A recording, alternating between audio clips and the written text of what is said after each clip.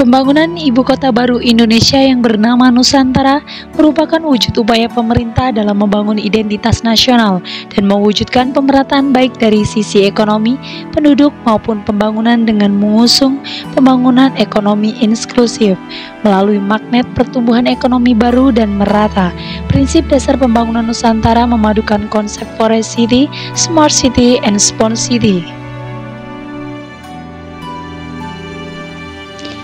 Sebagai salah satu pelaksana pembangunan ibu kota Nusantara, Kementerian Pekerjaan Umum dan Perumahan Rakyat PUPR memiliki strategi dalam menjalankan kegiatan pembangunan IKN.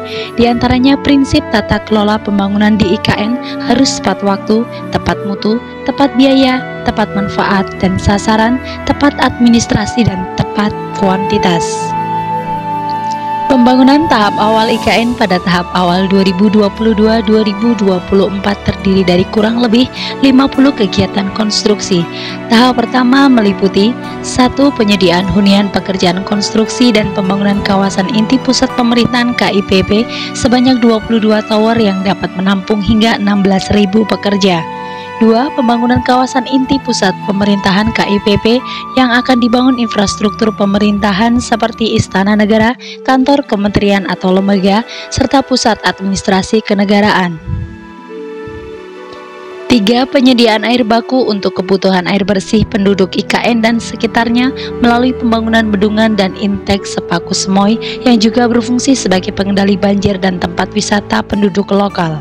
4. Akses jalan dan jembatan yaitu Jalan Nasional Lingkar Sepaku, Jalan Sumbu Kebangsaan sisi timur dan barat, dan Jalan Tol Ruas Karangjoang KKT Karyangau, Simpang Tembandu, Jembatan Pulau Balang dengan total panjang 27,39 km yang terkoneksi dengan jalan tol existing Balikpapan Samarinda Balsam.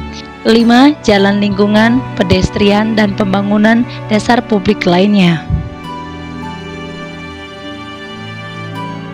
Selain pembangunan yang dikerjakan oleh Kementerian PUPR, investasi swasta juga sudah dimulai konstruksinya di IKN Nusantara, mulai dari hotel, rumah sakit, sekolah, kampus hingga fasilitas publik lainnya.